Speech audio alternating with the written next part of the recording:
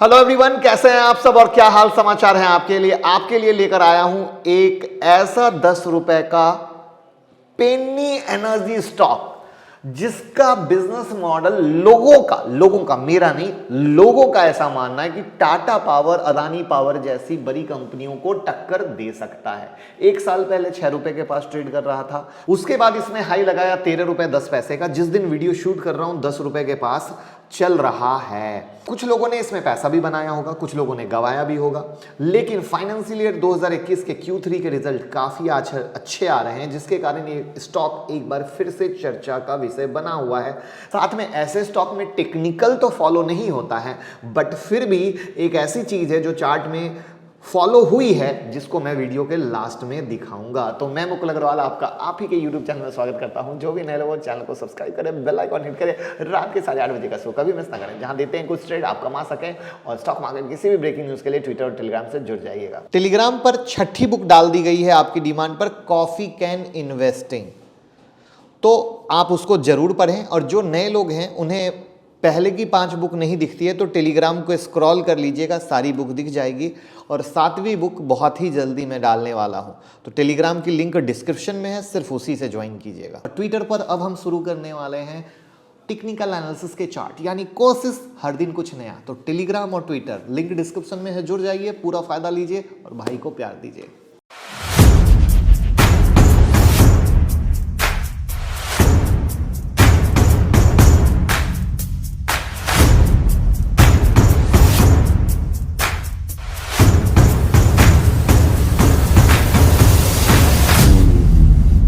लोग अक्सर मुझसे पूछते हैं कि मैं इतना पॉजिटिव क्यों रहता हूं, और आज मैं जहां तक भी पहुंचा हूं उसका राज क्या है। तो चलिए मैं आज आपको बताता हूं कि क्या है वो राज। मेरा हमेशा से मानना है कि आप जैसा सोच रखते हैं आपको वैसा ही रिजल्ट मिलता है, और उसके साथ आपकी पॉजिटिव सोच ही आपकी कामयाबी का एक रीजन है। और इस बात को मैं और भी अच्छे तरीके से तब समझा जब मैं एक बुक को पढ़ा जिसका नाम है लॉ ऑफ अट्रैक्शन, जिसे ईस्टर एंड जेरी हिक्स ने लिखा है। लेकिन मैं जानता हूं कि इस भागदौड़ की जिंदगी में बुक्स को पढ़ना थोड़ा डिफिकल्ट होता है, इसलिए पॉकेट एफएम लाया है आपके लिए ऑडियो बुक्स की फैसिलिटी, जिससे आप पॉकेट एफएम ऐप डाउनलोड करके आसानी से कहीं भी सुन सकते हैं और अपने लाइफ के बेहतर डिसीजन ले सकते हैं।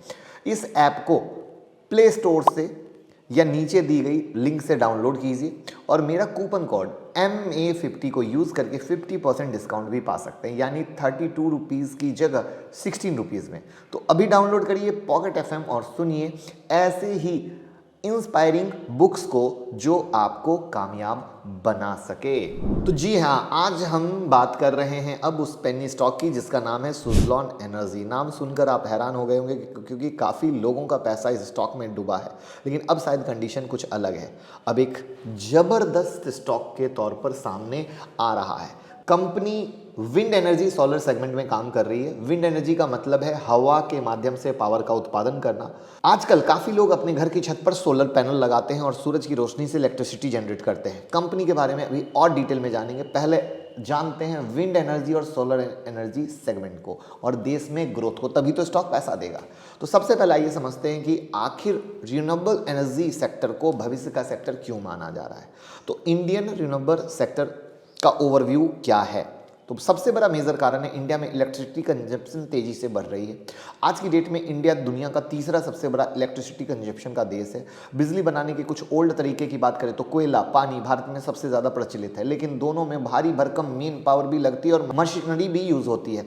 और सिर्फ कोयला और पानी से अब बिजली की उत्पादन की आपूर्ति संभव नहीं है। देश में नए नए कॉर्पोरेट खुल रहे हैं, बड़ी बड़ी फैक्ट्री लग रही है, बिजली की खपत तेजी से हो रही है, और साथ ही साथ इलेक्ट्रॉनिक व्हीकल गवर्नमेंट का लक्ष्य है 2030 तक रोड पर चलने वाली 70% गाड़ियां इलेक्ट्रॉनिक होनी चाहिए, और इन गाड़ियों को चलने के लिए बिजली की जरूरत होगी, इसलिए बिजली की डिमांड और बढ़ेगी और आगे भी बढ़ेगी। ऐसे में रिन्यूएबल एनर्जी की बिजली सबसे अच्छा सोर्स। 2020 के डेटा के मुताबिक भारत में जितनी बिजली की खपत है उसका 38% रिन्यूएबल एनर्जी के थ्रू जनरेट होता है। 2016 की पेरिस एग्रीमेंट में गवर्नमेंट ने यह दावा किया था कि 2030 तक देश में बिजली की कुल खपत का 50% नॉन फॉसिल फ्यूल सोर्स से जनरेट किया जाएगा। नॉन फॉसिल फ्यूल्स यानी सोलर से या विंड टर्बाइन से।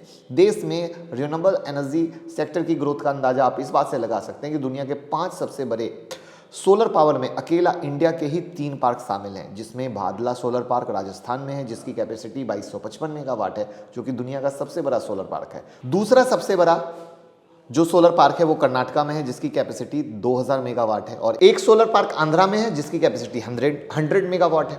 तो ये बात थी सोलर सेगमेंट की। अब विंड की बात करें तो इस फील्ड में इंडिया कम नहीं है। देश में 20 विंड पावर टर्बाइन मैन्युफैक्चरर्स है, जो 53 से ज़्यादा टर्बाइन मॉडल अभी तक बना चुके हैं, और उनको यूरोप के कई देश जैसे अमेरिका, इंग्लैंड से ऑर्डर आ रहे हैं, वहाँ एक्सपोर्ट भी कर रहे हैं।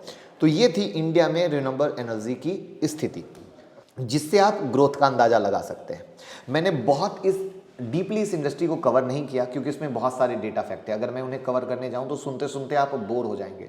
तो मैं कुछ फैक्ट बताने की कोशिश की ताकि इंडस्ट्री की पावर को समझ सकें, एंड आई होप आप समझ चुके होंगे। और इस पर मैंने एक डिटेल वीडियो भी बनाई थी, वो वीडियो भी आप ज़रूर देखें, वहाँ पर आपको काफ़ी डिटेल फैक्ट मिल जाएंगे। अब हम बात करते हैं सुज़लॉन की। 1995 में शुरू हुई, इंडिया की lead renewable energy service provider company के तौर पर। यानी अगर आपको विंड या सोलर एनर्जी से रिलेटेड कोई भी सर्विस या प्रोडक्ट चाहिए तो ये कंपनी आपको हर तरह की प्रोडक्ट और सर्विस प्रोवाइड करती है। अभी Asia, Australia, Europe, Africa, America को मिलाकर लगभग 18 देशों में अपनी प्रोडक्ट सर्विस दे रहे हैं। 18,990 मेगावाट कैपेसिटी इंस्टॉल कर चुके हैं। 12,170 विंड टर्बाइन जनरेटर इंस्टॉल कर रहे हैं। ग्लोबली 1800 से ज़्यादा इनके क्लाइंट हैं, यानी एक बहुत बड़ी प्रोफाइल कंपनी की, यानी कस्टमर बेस हो, प्रोडक्ट सर्विस हो।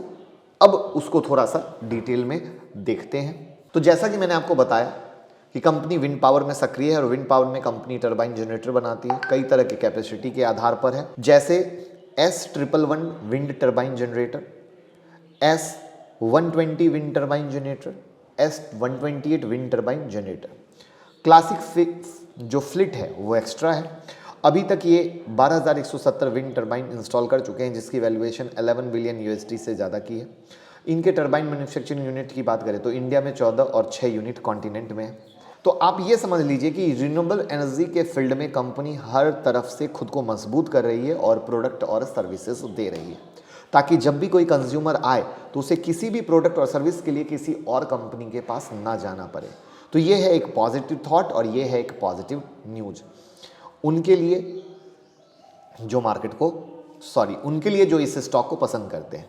अभी तक विंड इंस्टॉलेशन में इनका जो मार्केट शेयर है वो 19% का है, और वहीं पर रेवेन्यू ब्रेकअप में जब आप आते हैं तो विंड टरबाइन जनरेटर से 19%, ऑपरेशन एंड मेंटेनेंस सर्विस से 65%, एंड फाउंड्री एंड फॉर्जिंग से 15% का रेवेन्यू आता है। इंडिया से 72% का रेवेन्यू है, यूरोप से 3%, यूएसए एंड कनाडा से 20% का, अदर से 5% का। तो आई होप आप समझ गए होंगे कंपनी क्या है, बिजनेस क्या है, इसके फंडामेंटल को अब हम देखते हैं, क्योंकि इसके बिना ये पूरा का पूरा अधूरा है। आप यहाँ पर देखिए इनका नेट इनकम साल दर साल लगातार गिरा है, और नेट इनकम में जो सुधार आया है वो है 2021 का, यानी लॉस मेकिंग कंपनी जो लगातार लॉस कर रही थी वो 2021 में पहली बार प्रॉफिट में आई। टोटल रेवेन्यू इनका लगातार बढ़ा, बट 2021 में रेवेन्यू इंक्रीज हुआ। उसी तरीके से आप ईबिटा देखो, जो कमाल की बात है, निगेटिव से पॉजिटिव में आया। ईपीएस में सुधार हुआ, तो ये एक पॉजिटिव फैक्टर है। कंपनी पर जो डेट है 6,640 करोड़ का है, जो बहुत ज़्यादा है। अब बात करें इनके ऑर्डर बुक की, तो कंपनी को टोटल 920.6 मेगावाट कैपेसिटी का ऑर्डर मिला है। यहाँ पर वो चीज़ मैंने चार्ट पर दिखाने की कोशिश की है। वहीं पर कंपनी के डेट की कहानी को अगर आप देखें तो मार्च 2020 में कंपनी पर डेट था 14,262 करोड़ का। अब इन्होंने उसको काफ़ी कम किया, जो मैंने बताया 6,640 करोड़ के पास है। कंपनी के डेट को अगर मार्केट कैप से कंपेयर करें तो कंपनी परफेक्ट है। इसके पीछे एक बड़ी दिलचस्प कहानी है। कंपनी के डेट के पीछे कई कारण होते हैं, या तो कोई ज़बरदस्त प्लानिंग होती है और उनकी एग्जीक्यूशन के लिए वो लेते हैं, या फिर कंपनी के मैनेजमेंट में कुछ गड़बड़ी चल रही हो जिसके कारण ये सारी कार्यक्रम होते हैं। तो कंपनी ने अपने स्टार्टिंग के कुछ सालों में विंड एनर्जी के फील्ड में एशिया की सबसे बड़ी कंपनी बन गई थी, एशिया की, और जिस वजह से मैनेजमेंट को हाई मोटिवेशन था और एशिया के बाहर भी अपने बिजनेस को इन्होंने एक्सपेंड किया। उसके लिए बहुत ज़्यादा कर्जा ले लिया और अपने प्लान पर काम करने लग गए। ज़्यादा कर्जा का मतलब अपनी कैपेसिटी से भी ज़्यादा का कर्जा ले लिया।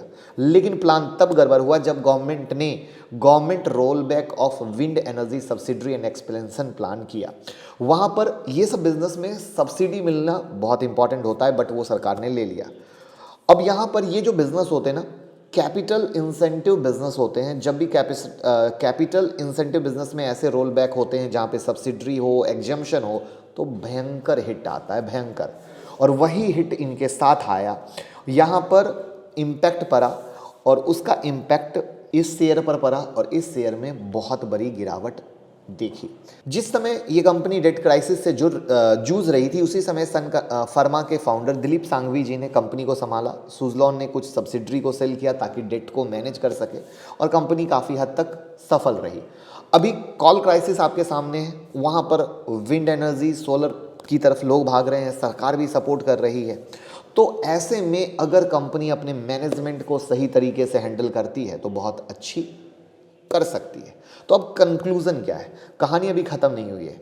अभी यहाँ पर सिचुएशन क्या है, तो यहाँ पर कंपनी अपने मार्केट शेयर को खो चुकी है क्योंकि कंपनी के पास पैसे नहीं थे अपने प्रोजेक्ट को एग्जीक्यूट करने के लिए। एक्चुअली ये कंपनी की रिसेंट हिस्ट्री है, इसको सुनने के बाद आप सोच रहे होंगे कि क्या बेकार कंपनी है, इसके ऊपर हम एनालिसिस क्यों कर रहे हैं।